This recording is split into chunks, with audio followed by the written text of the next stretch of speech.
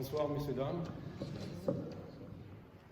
J'ai participé, moi, à la guerre de séjour à Jérusalem comme unité de parachutistes, la Khativa 55. Il n'était pas tunisien, mais quand même, c'était le numéro de l'unité. Et normalement, on devait sauter sur l'Égypte. On avait déjà les parachutes sur nous. Et dès que le Hussein a commencé à tirer sur Jérusalem, on a enlevé les parachutes et on est monté sur Jérusalem avec des cars dans des routes pour ne pas qu'ils savent, là, les Jordaniens, parce qu'il y avait beaucoup de... il y a des satellites et il y a tout qui peuvent identifier les voitures ou bien la circulation. Et notre QG, il était à Bet Kerem, avec notre général Motago, si vous avez entendu parler de lui déjà. Personne n'a entendu parler de lui? Il s'est suicidé, malheureusement. Il s'est suicidé, et oui, mais il était Ramatkal, il a passé un petit moment pas bien, et c'est tout.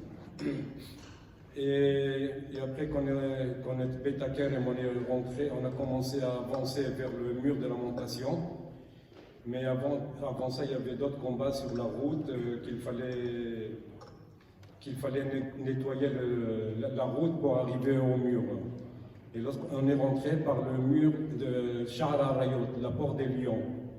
Là-bas d'ailleurs, vous avez vu, là, qu'il y avait, si vous voyez les photos, vous avez vu, il y avait un zahar, une chenille, elle a bloqué le chemin pour arriver, pour rentrer au mur parce qu'elle n'arrivait pas à bien passer.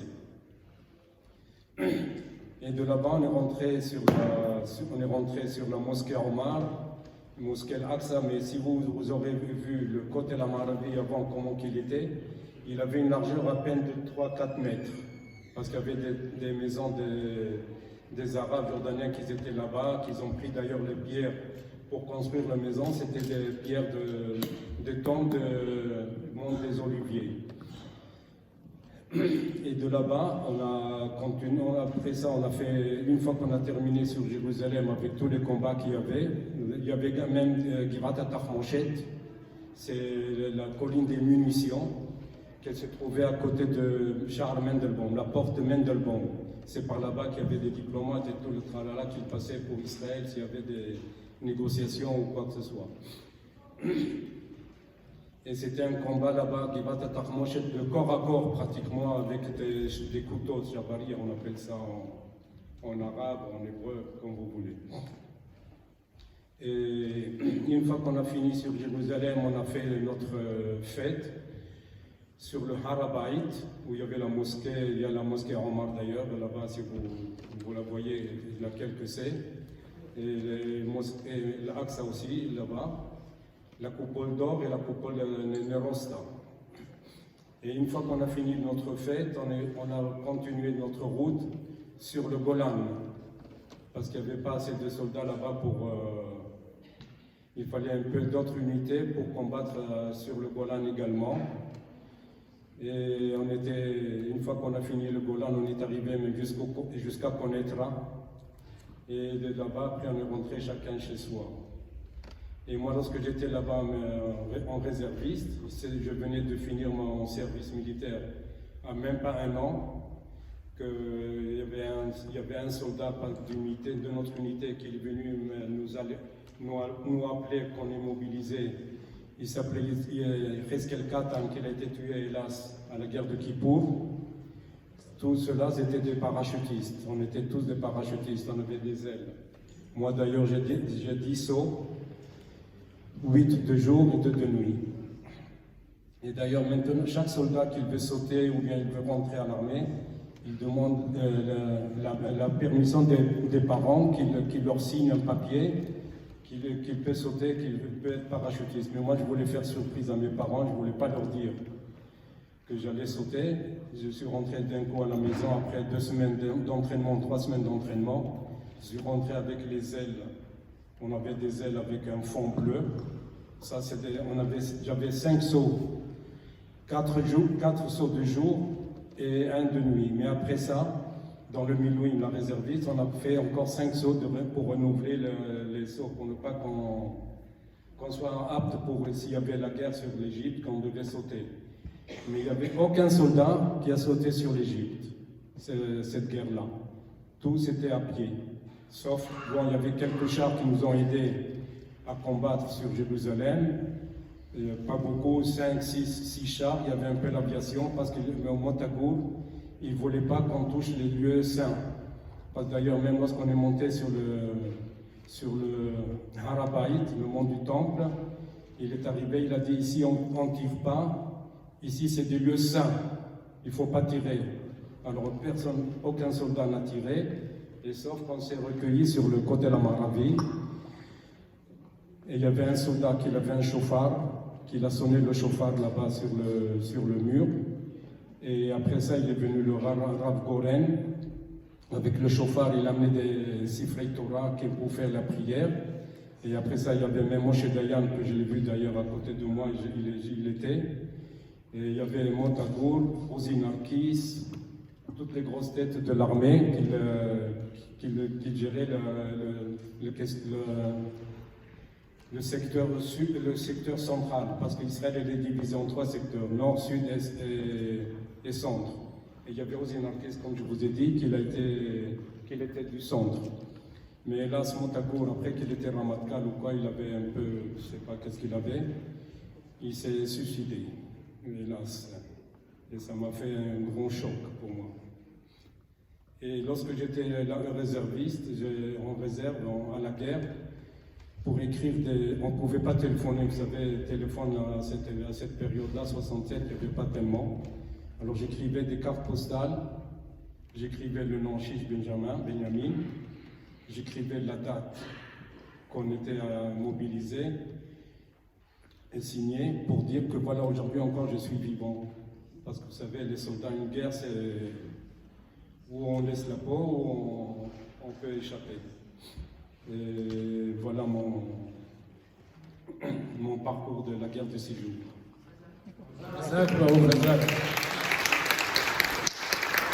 Effectivement, il faut rendre hommage à l'ensemble de tous les Chayalim qui ont donné leur vie pour Israël ou qui continuent justement à servir les frontières d'Israël et pour que notre dignité voilà, vous soit avez, présente. j'ai ici la médaille de reconnaissance que chaque soldat qui a combattu sur Jérusalem ou bien ailleurs, on a eu un diplôme ou bien un papier, qu'on a participé à la guerre de 6 jours. Sur chaque lieu, il avait sa carte.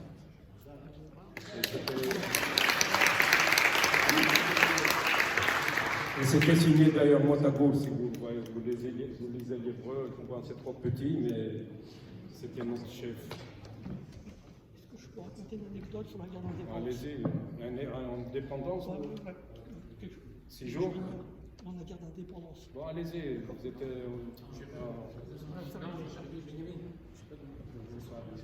parce qu'on n'a pas le temps.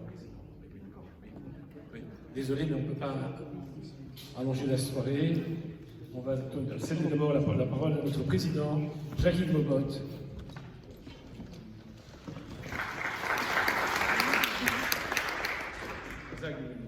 Merci, merci à M. Chiche. C'est important que quand on commémore un événement aussi important que celui de la création de l'État d'Israël, on ait aussi des témoignages de juifs, de valeureux soldats, qui rappellent qu'une guerre, même si c'est les plus belles guerres que Israël ait réalisées, la guerre des 6 jours, c'est aussi le fruit d'hommes courageux, dévoués, qui prennent un risque considérable, bien sûr, pour l'État juif. En attendant, le directeur de l'agence juive, Ari Abibol, qui est arrivé, qui va gentiment, tranquillement... Là, venez, monsieur le directeur. Voilà, je voulais d'abord vous saluer, au nom du consistoire et de la synagogue de Nazareth, saluer notre vice-président, M. Mazouz, notre administrateur du consistoire de Paris, Jordan Bayer-Segev. Un mot simplement sur le sens de cette commémoration. Vous savez, nous sommes ici au cœur de Paris, une très vieille communauté juive française, à quelques mètres, monsieur le directeur, vous ne savez pas, mais de la place Théodore Herzl, qui est sur la place d'Arts et Métiers. Vous savez qu'il n'y a que 3 places en Europe qui s'appellent Théodore Herzl. Une à Budapest, puisque Théodore Herzl, le fondateur du sionisme, habitait avec une petite maison à côté de la grande synagogue de Budapest. Cette placette existe toujours. Et un jardin à Vienne porte son nom, Théodore Herzl.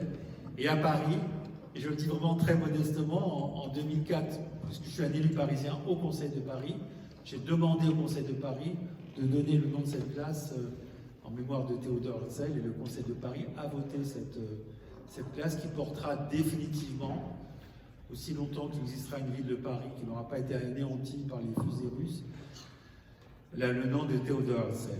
Je crois que, et je le dis au directeur de l'agence juive, la communauté juive française est sioniste. Elle est profondément sioniste. Dans nos écoles, dans nos communautés, dans nos synagogues, nous avons élevé, éduqué, nous parlons constamment de l'État d'Israël, nous faisons chaque Shabbat la lecture pour la République française et pour l'État d'Israël. Et je crois que la communauté juive française a fourni ces dernières années un quota très important d'immigrants pour l'État hébreu, puisqu'aujourd'hui, la communauté juive française francophone en Israël est très très importante en nombre et en qualité. Et ça, je veux dire, c'est une des gloires de la communauté juive française d'avoir apporté sa pierre à l'édifice sioniste. En même temps, la communauté juive française, elle regarde aussi vers la France. Elle aime la France. Il y a des communautés comme Nazareth, mais d'autres encore en France qui sont ancrées dans le territoire français. Et elle est tournée vers l'avenir en France. Il y a de nombreux projets qui existent aujourd'hui à Paris, en Île-de-France, le Centre européen du judaïsme, dans le 17e, la nouvelle synagogue du 16e, la nouvelle synagogue de Courbevoie, la nouvelle synagogue de Boulogne-Sud. Encore, j'étais tout à l'heure en réunion avec les gens de Sarcelles pour créer un centre socio-culturel à Sarcelles. La communauté juive a des projets en France et elle poursuivra son destin en France, mais elle sait bien que d'autres membres de la communauté feront le choix, et il faut le respecter, de s'installer dans l'État hébreu pour des raisons familiales, pour des raisons de croyance, pour des raisons d'attraction. Voilà ce que je voulais dire. On a, nous, en France, à la fois cette don d'ubiquité capable d'être profondément sioniste et aussi profondément attaché à la France. Et je voulais dire aussi un mot sur l'antisionisme. Je pense qu'on peut être content de savoir qu'au Parlement, qu'à la ville de Paris, dans d'autres collectivités, on a maintenant adopté une nouvelle définition de l'antisionisme qui fait que quand on est antisioniste, on est antisémite. L'antisionisme, c'est l'antisémitisme de l'État d'Israël. Ça aussi, c'est important. On a fait en Europe, en France, de très grandes avancées pour défendre l'État d'Israël, pour défendre les valeurs que porte l'État d'Israël.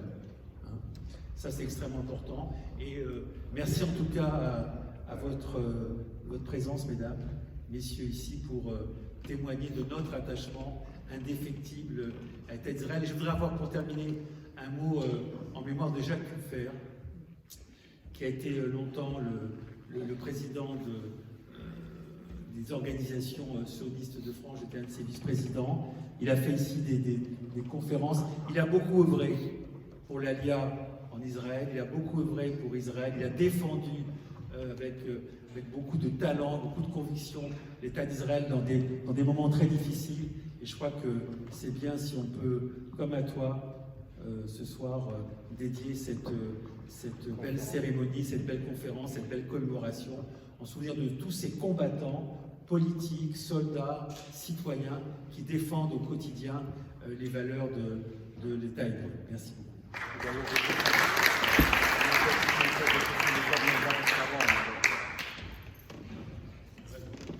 En tout cas, et merci à notre rabbin d'avoir organisé cette belle soirée. Merci.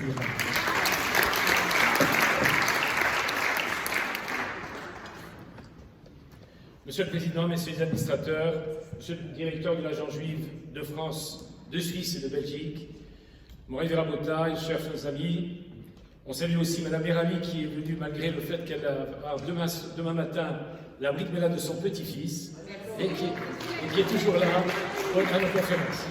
Mazal Tov.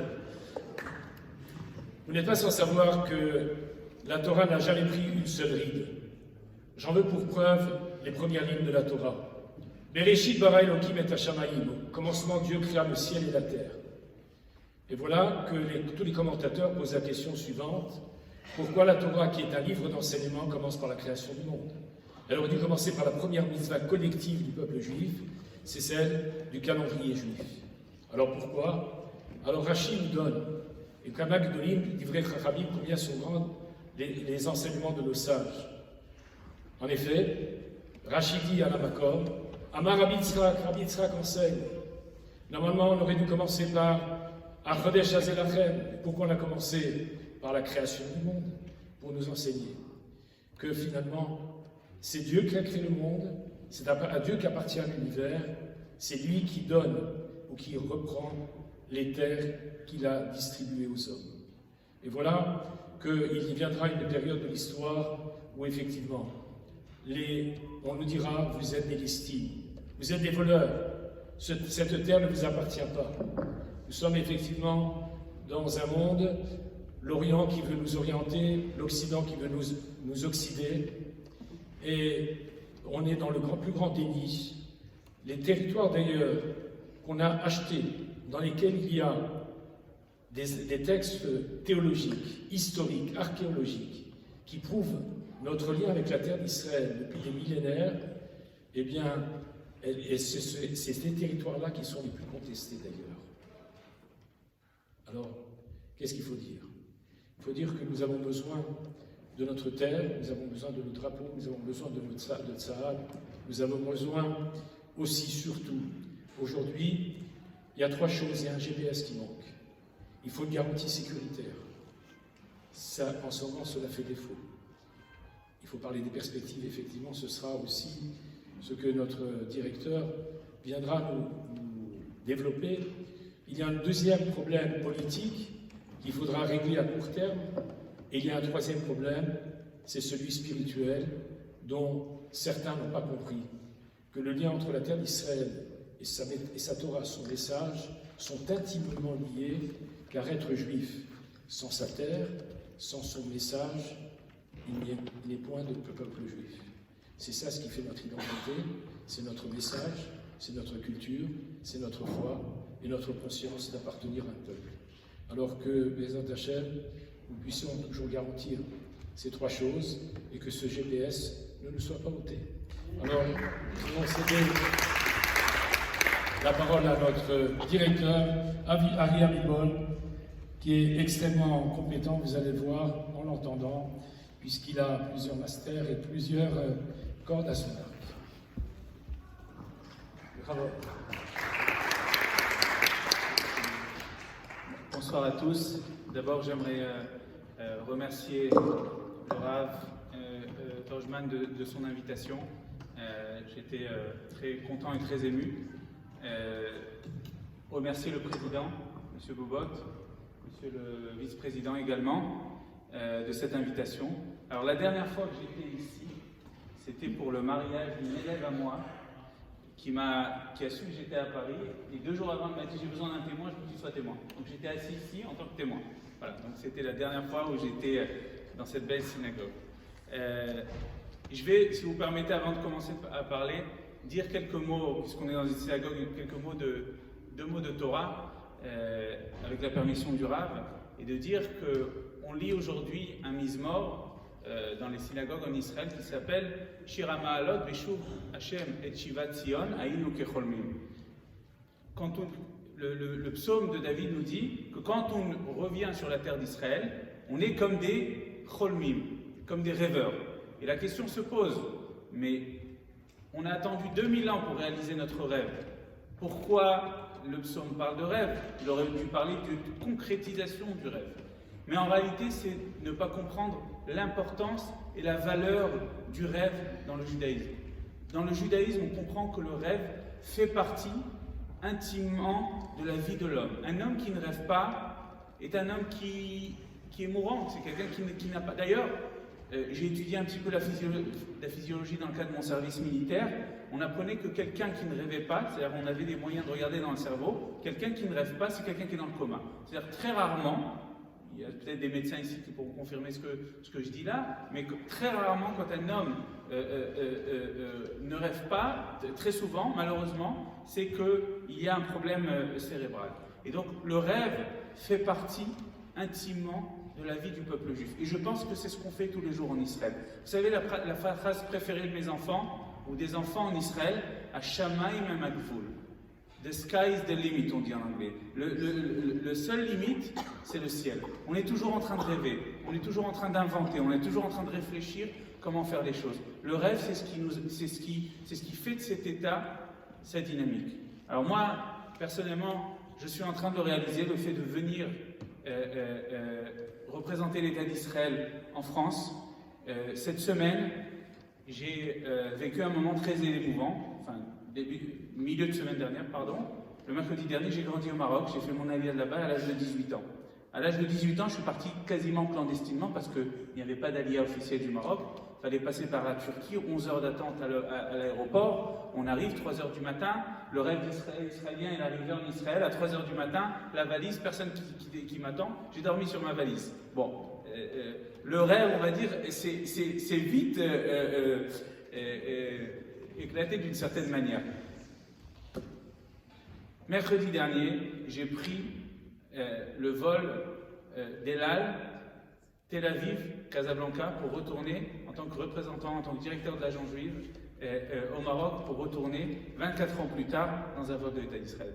Ça veut dire que ces rêves-là se réalisent tous les jours. Et ces rêves, on continue à les faire aujourd'hui en Israël. Voilà. Alors je voulais juste dire quelques mots de Torah. On va passer sur la partie. Alors, je suis, comme je l'ai dit, de l'armée de l'air. Le Rav m'a donné 30 minutes, donc je tiendrai pas 31, pas 29, mais 30. D'accord? Donc je regarde ma montre pour être sûr que je suis dans le temps. Surtout parce que j'aimerais pouvoir échanger. C'est important pour moi, j'ai une formation de professeur aussi, donc j'aime bien échanger et pas uniquement m'écouter parler tout seul. Juste pour parler de ma formation, et ce qui me donne la possibilité de parler de tout ça, j'ai fait des études en Israël à l'Université hébraïque de Jérusalem de sciences politiques et de relations internationales. J'ai une licence et un master de l'université dans ces domaines-là. Je connais relativement bien le domaine politique en Israël, où on avait créé il y a quelques années de cela un mouvement pour que les Olim français soient plus représentés dans la politique israélienne. Donc on va dire que c'est un domaine que je connais relativement bien. Et je vais essayer de passer sur quelques défis, comme on avait défini avec le Rav, de l'État d'Israël. Vous pouvez m'arrêter, je vois plus ou moins tout le monde, si vous avez des questions quand je finis à chacun des thèmes. J'ai pris 4 défis, mais on pourra en prendre beaucoup plus d'autres. Je vais commencer par le premier, qui en général est quelque chose qu'on voit le jour de Yom Ha'atzmaut. On fait un recensement de la population en Israël. On ne le fait pas à Rosh Hashanah, en général, on ne le fait pas en décembre, on le fait à Yom Ha'atzmaut. Pourquoi? Parce que c'est une certaine manière de dire, voilà, l'État d'Israël a commencé, vous savez combien il y avait d'habitants quand l'État d'Israël a été créé, de juifs sur l'État d'Israël? 600 000.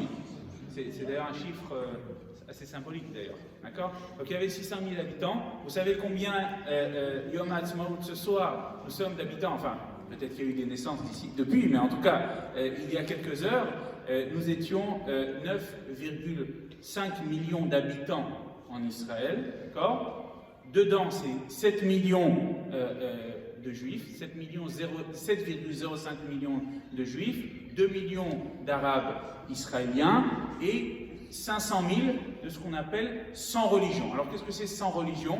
C'est un peu compliqué, ça peut être des gens qui ont un grand-père juif qui sont venus par le biais de la loi du retour, d'accord? C'est un sujet passionnant, on pourra peut-être un jour faire une conférence sur la loi du retour, en tout cas c'est pas notre sujet aujourd'hui, et donc il y a toutes sortes de populations, et également les Druzes et qui sont aussi considérés, puisqu'ils ne sont pas, ils sont considérés comme une autre minorité, et pas la minorité arabe.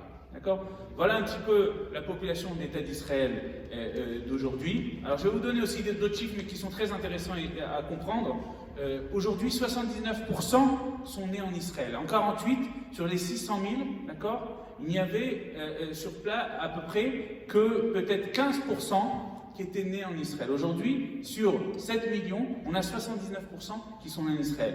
Mais ça n'empêche qu'il y a eu, vous savez combien d'Olim a eu l'État d'Israël depuis sa création? 3,3 millions d'Olim en Israël. D'accord? Donc l'agent juif a bien travaillé pendant 74 ans, même plus, parce qu'on prend l'Aliyah depuis avant. D'accord? On a autre chiffre très important, et ça le Rav peut-être va me confirmer. On estime qu'en 2030, donc c'est pas dans si longtemps que ça, on sera 11,1 millions d'habitants en Israël, sur lesquels, d'accord, il y aura à peu près, d'accord, 8 millions et demi de juifs et encore 2 millions et demi d'arabes israéliens. Ça veut dire qu'en 2030, de manière quasi certaine, la majorité du peuple juif sera sur la terre d'Israël. Aujourd'hui, on a 45% en Israël et 55% en dehors. Et là, on sera à plus de 50%. Alors le Rav peut-être me confirmera, je dis ça sous l'autorité du Rav, mais pour certaines halachot, le Rambam nous dit que sur certaines halachot, qui étaient jusqu'à aujourd'hui halachot midé Rabbanan, dont les décisions étaient liées au Rabbanim, ce seront des halachot de midé Oraita. Ça veut dire que quand on fera la mitzvah, elle aura encore plus de valeur quand on la fera sur la terre d'Israël. Donc c'est vraiment une révolution, pas que symbolique, mais aussi pratique, du fait que nous serons la majorité du peuple juif en Israël. 2040, 13,2 millions d'habitants. Autre chiffre intéressant, 191 000 bébés sont nés entre Yom HaTzmaut qui est passé et celui-ci. D'accord? Je ne sais pas si vous imaginez les chiffres. D'accord? C'est énorme. Et quand je vais parler maintenant d'une autre donnée importante, c'est l'Aliyah. Cette année, depuis 20 ans, on a le plus haut chiffre d'Aliyah. On a aujourd'hui 38 000 olim de Yom HaTzmaut qui est passé à celui-ci. Pourquoi? Je pense que vous connaissez la raison. Il suffit de regarder la télévision française et israélienne un peu partout pour voir que la raison principale cette année de cette hausse de l'Aliyah, c'est la situation des Juifs d'Ukraine et de Russie, qui, à eux tout seuls, représentent la moitié de cette Aliyah-là. Comme Monsieur le Président Bobot a dit tout à l'heure, nous avons aussi eu une grande aliyah de France cette année, plus de 3500 olim sur l'année 2021. Juste pour donner un exemple, une illustration, uniquement 7 fois dans l'histoire d'État d'Israël, l'aliyah de France a dépassé 3000 olim. Et là, c'est une des 7 fois. D'accord? Donc, juste pour comprendre que le corona, ce qu'on appelle l'aliyah liée au corona, a augmenté également pendant cette période. D'accord? Ça, c'est les données telles qu'elles sont. Maintenant, pourquoi c'est un défi, la démographie? La démographie, c'est un défi pour plusieurs raisons.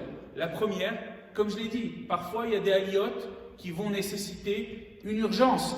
Je ne sais pas si vous savez, mais au Chili, un équivalent de Chavez et je rentre un peu dans la politique en France, mais de Mélenchon chilien, a été élu là-bas au Chili.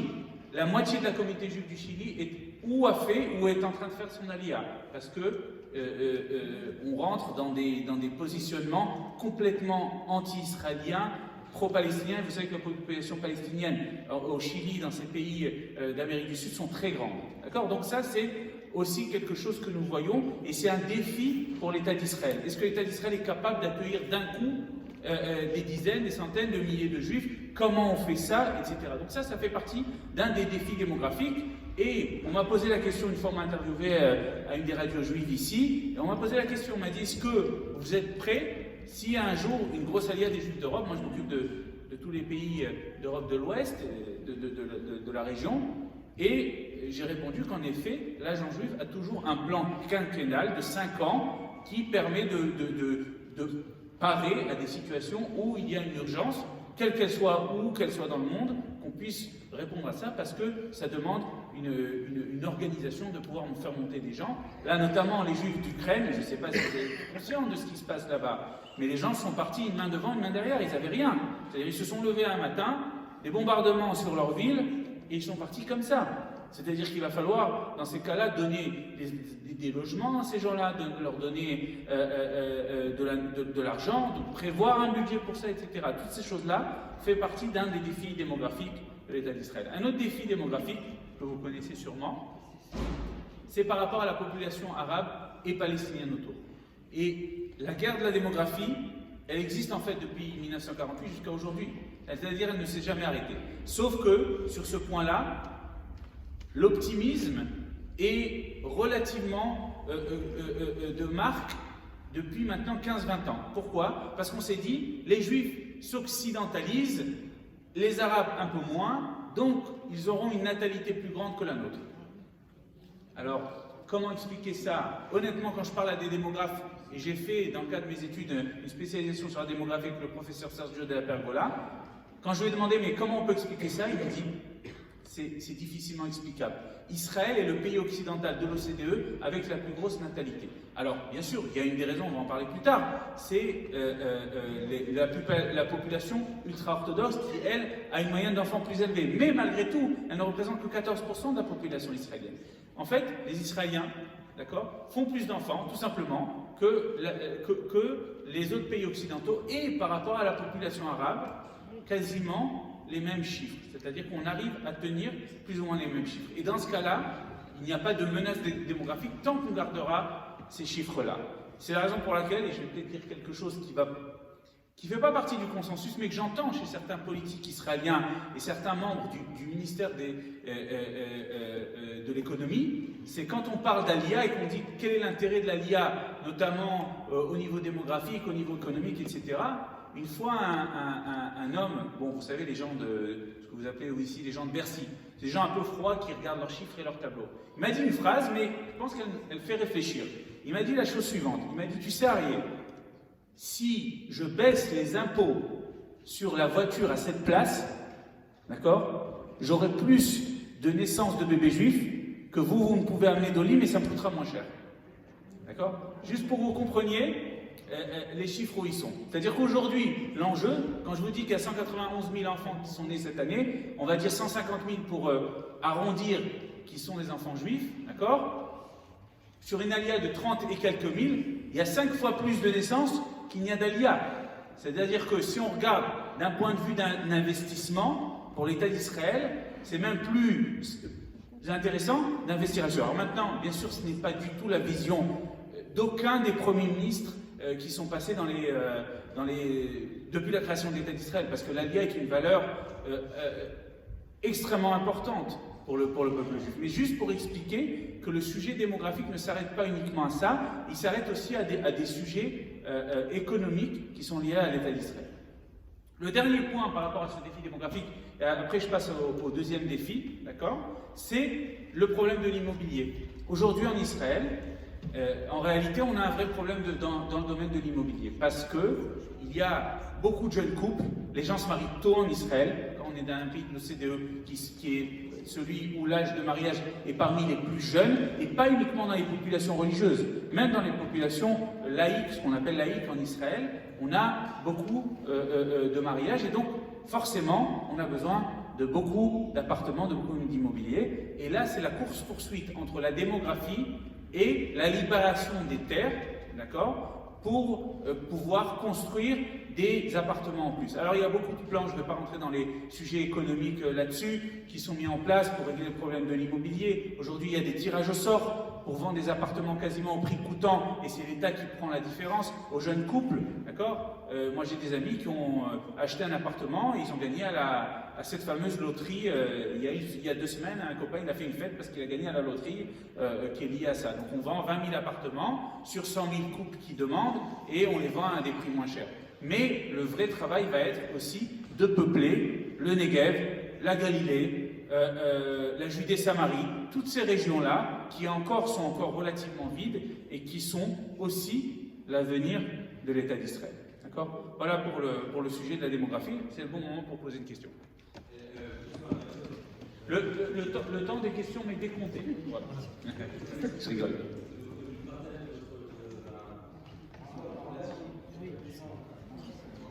Oui. Merci pour le partage de cette thématique et de cette soirée. Vous avez dit qu'il y a des régions qui ne sont pas peuplées, mais Moins peuplées.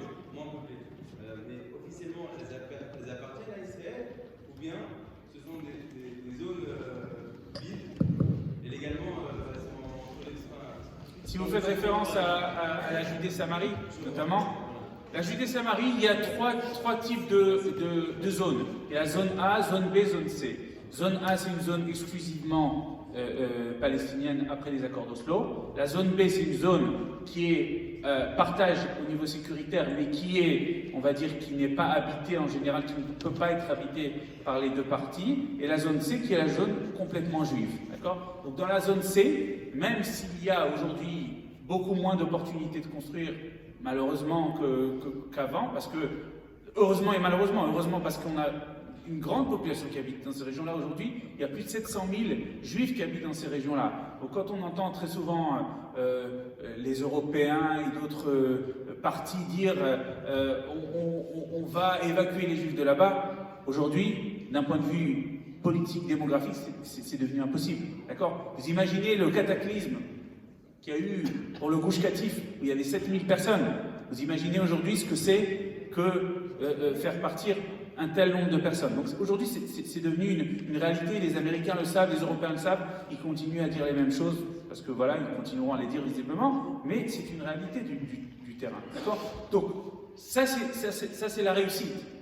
Le défi, c'est de pouvoir continuer à obtenir des autorisations.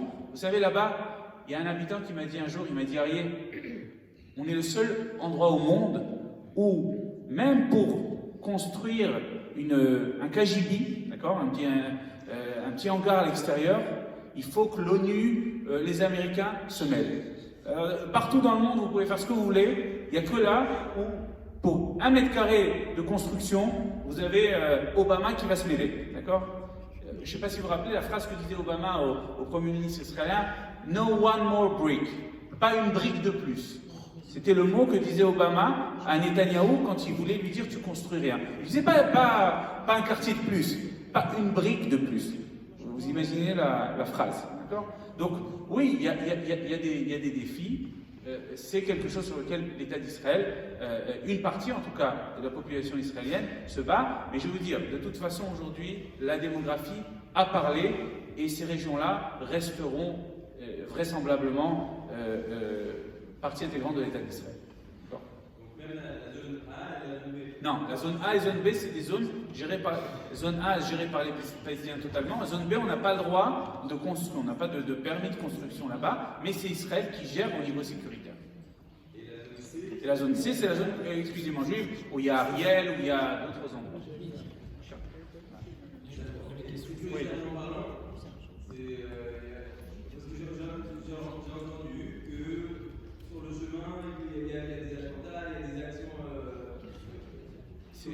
Les Palestiniens ne sont pas d'accord avec le problème communautaire.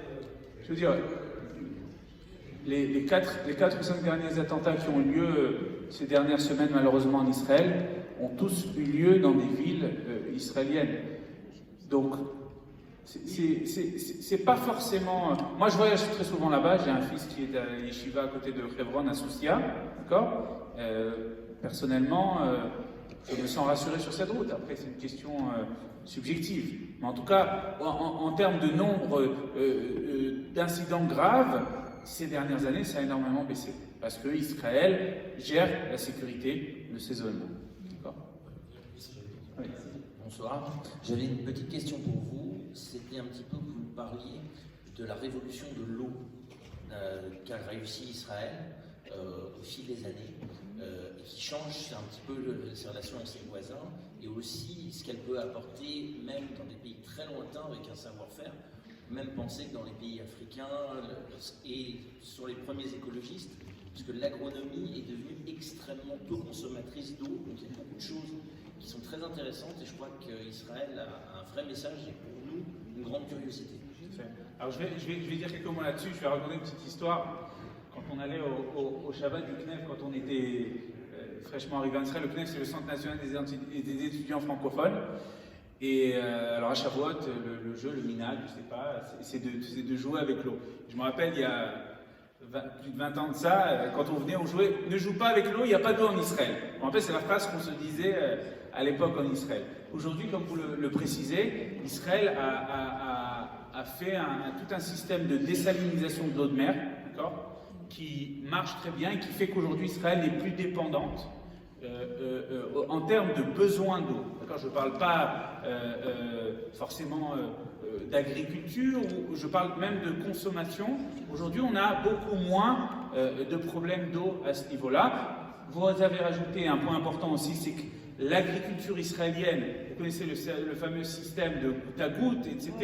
Tous les systèmes israéliens font qu'aujourd'hui, même l'agriculture et la consommation d'eau n'est plus un problème aujourd'hui pour Israël. Alors c'est quelque chose qu'on exporte. Moi j'ai un ami qui m'a dit récemment qu'il est allé à Dubaï par rapport à ça. Il parlait notamment des palmiers. Ils aident à Dubaï à l'irrigation avec moins d'eau des palmiers, etc.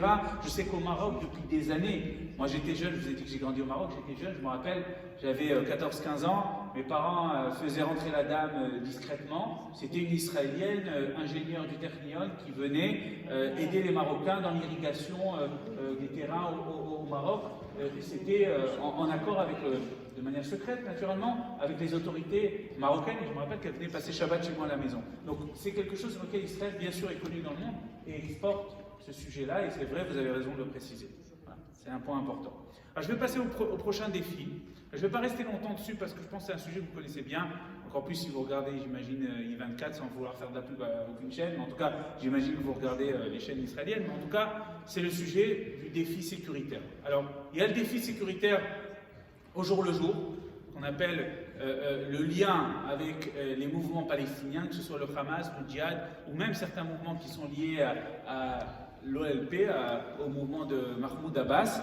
Et là, naturellement, Israël, même si ça ne représente pas un danger stratégique, vous savez, il y a deux types de dangers. Il y a un danger stratégique et un danger tactique. Le tactique, c'est ce qui est plus ponctuel et qui a moins de danger de destruction de l'État, d'accord ? Alors que le danger stratégique, c'est un danger beaucoup plus long terme, beaucoup plus complexe par rapport à un État, d'accord ? Donc, c'est des dangers tactiques. Alors, c'est la guerre du chat et de la souris. Avant, c'était des missiles, ils jetaient sur nous des missiles. Aujourd'hui, on a mis en place un système, le fameux dôme de fer, qui pas de Barzel, qui arrive à intercepter 95 à 97% des missiles. Malheureusement, parfois, comme dans tout système, il y a des failles et du coup, malheureusement, là, le Premier ministre, justement, à la cérémonie aujourd'hui, a enlacé la maman d'un petit garçon qui est mort à Sderot, à Yom Yerushalayim l'année dernière, à cause du missile qui a transpercé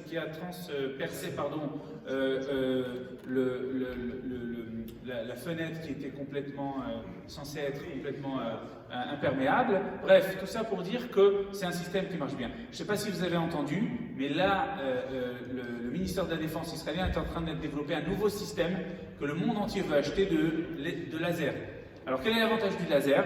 D'abord, le laser, si vous voulez, c'est une couche, c'est un petit peu comme dans les films, hein, c'est ce que vous voyez dans la science-fiction. Quand je disais que tout à l'heure Israël est un pays de rêveurs, c'est vraiment ça. Ils ont mis en place un système de laser qui, en fait, tout simplement va couvrir toute la zone et tout missile qui va s'approcher de la zone va être complètement détruit par la chaleur du laser. C'est pas difficile, c'est une chape de laser qui va intercepter tous les missiles. Il sera prêt, d'après les estimations, dans 2-3 ans.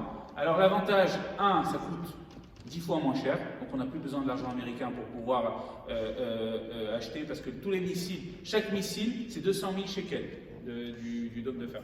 Je ne sais pas si vous imaginez la somme que c'est pour intercepter tous ces missiles-là. Donc on a gagné de l'argent là-dessus, et puis derrière ça, il y aurait visiblement 99% au lieu des 95. Vous voyez l'importance de la vie humaine pour Israël. On va développer une arme pour passer de 95 à 99% de précision de l'arme pour pouvoir sauver le plus de vies. Voilà.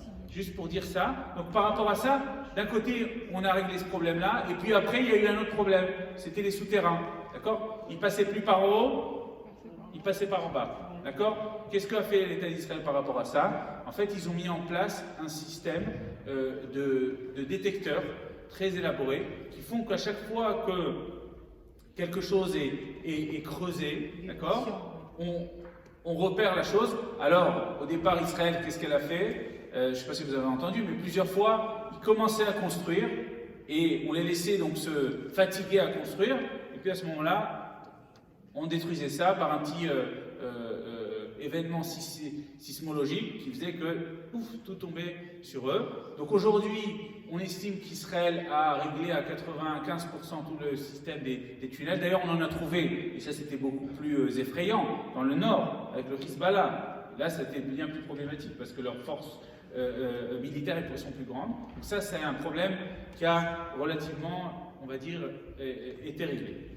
L'autre problème de la frontière, c'est la frontière nord-est avec la Syrie, où on a sur place deux problèmes. Le premier, c'est la présence iranienne, je vais parler après de l'Iran.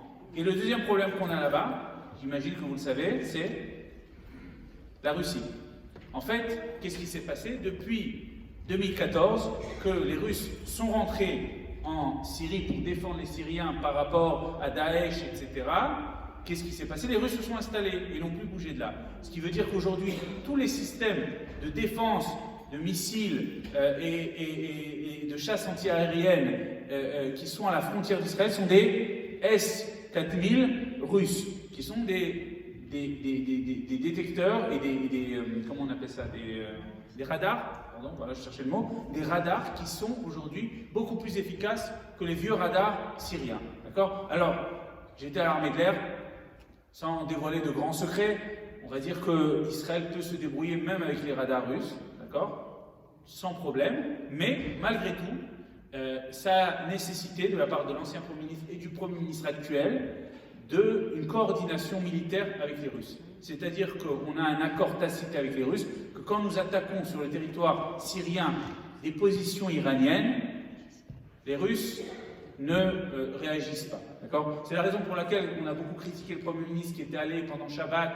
rendre visite à Poutine. Je pense que vous connaissez cette fameuse histoire-là, d'accord ? C'était une des raisons de sa visite, visiblement. C'était aussi de continuer cette coordination militaire avec les Russes. D'accord ? Donc on a aussi un casse-tête là-bas, et c'est la raison pour laquelle aussi, quand on nous pose la question, mais pourquoi Israël n'est pas aussi solidaire de l'Ukraine que ne l'est la France ou les autres pays européens, Israël aussi a des intérêts géostratégiques qui font qu'on doit également tempérer avec les Russes. C'est pour ça que la position israélienne reste un peu plus, on va dire, dans la neutralité, bien que d'un point de vue éthique, d'un point de vue moral, oui, le gouvernement a dit que ce qui se passait en Ukraine était immoral et n'était pas éthique. D'accord ? Voilà. Donc ça, c'est un autre point. Je vais finir par le dernier point lié au défi sécuritaire, c'est la menace iranienne. Alors, autant pour les points précédents, on va dire que j'ai été personnellement plus optimiste. Là, sur ce point-là, c'est déjà un point plus problématique, un point beaucoup plus sensible. Pourquoi ? Aujourd'hui, l'Iran est à quelques mois, quelques années, on ne sait pas exactement, enfin, moi je ne sais pas, sûrement les spécialistes israéliens le savent, de l'obtention de l'arme nucléaire. D'accord ? Maintenant, je n'ai pas besoin de vous expliquer qu'est-ce que ce serait comme danger pour nous que les mollahs obtiennent l'arme nucléaire. D'accord ? Et là, on a un véritable problème. D'abord parce qu'il faut décider qu'est-ce que fait Israël. Il y a la position européenne et américaine qui est de dire on négocie avec l'Iran, on leur enlève les sanctions militaires, mais on les oblige à arrêter complètement le développement de l'arme nucléaire. D'accord ? Alors qu'est-ce qu'on a fait ? Qu'est-ce qu'on a fait avec ça ? D'un côté, on les a arrêtés, mais d'un autre côté, on leur a donné des milliards et des milliards de dollars pour pouvoir vendre leur pétrole, parce que vous savez que c'est une grande puissance pétrolière, l'Iran, et leur permettre d'avoir de l'argent, alors qu'on les a asphyxiés pendant quelques années, d'accord ? Et avec cet argent-là, le jour où ils décident que l'accord s'arrête, eh ben, ils vont pouvoir développer leurs armes, sans parler du terrorisme international, sans parler de toute autre chose que les Iraniens essayent de faire pour déstabiliser Israël, ne serait-ce que début de cette semaine, je ne sais pas si vous avez vu, vous pourrez regarder, il y a eu des tentatives d'attentats contre des représentants israéliens en Turquie et dans d'autres pays. Donc tout ça pose un véritable problème.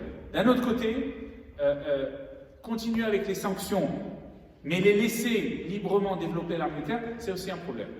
Alors vous allez me poser la question, mais pourquoi pas détruire ? Pourquoi pas faire ce qu'on avait fait en Irak, pour ceux qui ont connu cette période-là, dans les années 80, la fameuse usine aux Irak, subventionnée par Jacques Chirac. Pourquoi ne pas faire la même chose en la détruisant ? D'accord ? Le problème, c'est que l'Iran a des infrastructures, elle a appris de l'erreur irakienne, et leurs infrastructures sont dans plusieurs zones. À Bordeaux, à Natanz, dans plusieurs endroits, on retrouve cette arme. Ça, c'est première chose. Deuxième chose, les armes sont enfouies sous terre et très peu de missiles peuvent atteindre cette profondeur pour pouvoir détruire les infrastructures. Troisième chose, et la vérité, c'est le plus grand problème, c'est quand bien même on réussirait une opération comme celle-ci, d'accord, combien de temps on va les retarder? 1 an, 2 ans, 3 ans, d'accord? C'est-à-dire on ne pourra jamais annuler leur capacité, puisque une capacité nucléaire n'est pas liée juste à ce qu'on a physiquement, mais aux connaissances qui sont liées à ça. On aura arrêté les infrastructures, mais on n'aura pas tué tous les savants iraniens, bien qu'on en a tué un qui était très important il n'y a pas longtemps de ça, qui connaissent le secret de la bombe atomique et qui continueront à essayer de la développer. D'accord? Voilà. Alors je ne vais pas rentrer plus dans le sujet, mais on pourrait en parler beaucoup plus, de quelles sont les réponses d'Israël par rapport à l'arme nucléaire, etc. Je vais passer aux deux autres défis pour finir. Alors, le troisième défi... D'accord, alors je fais ça en 5 dernières minutes. Voilà. Je vais finir rapidement sur les 2 derniers points. D'accord. Le troisième défi, c'est le défi social. D'accord. La disparité des salaires en Israël est une des plus grandes de l'OCDE. D'accord. C'est un vrai problème en Israël.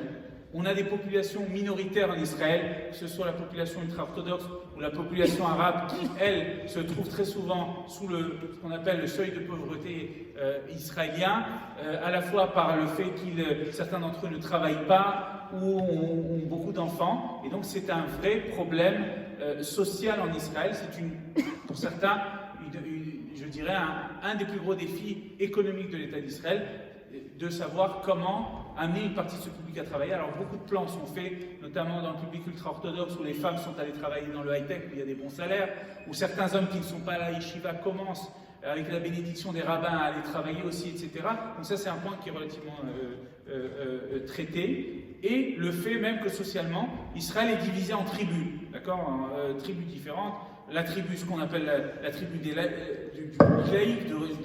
des religieux sionistes, des ultra-orthodoxes, des arabes et des autres minorités. D'accord. Le dernier point qui est lié à ça, et je passe enfin au dernier défi, c'est la religion et l'État. Comme l'a dit le Rav tout à l'heure, et c'est important, il y a un défi spirituel en Israël, de savoir qu'est-ce qu'on veut de cet État. Est-ce qu'on veut un État des Juifs, comme le disait Herzl, ou l'État juif?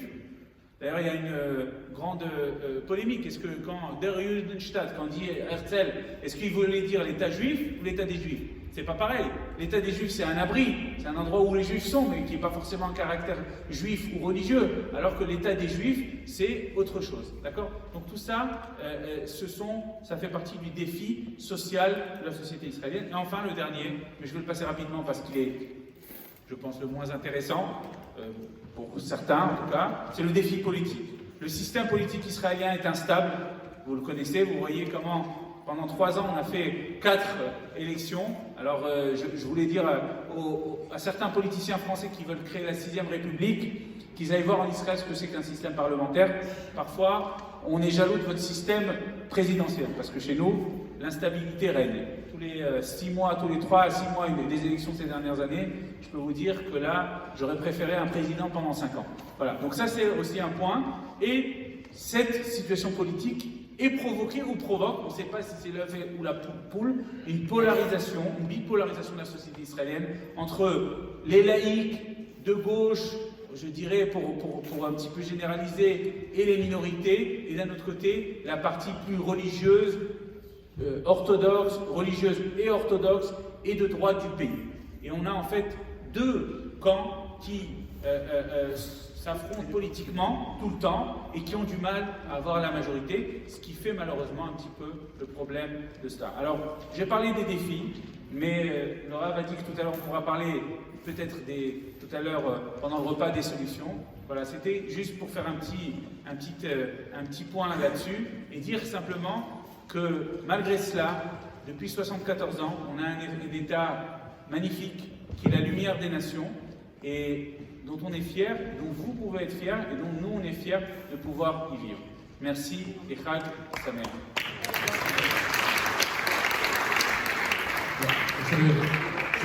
Je Merci.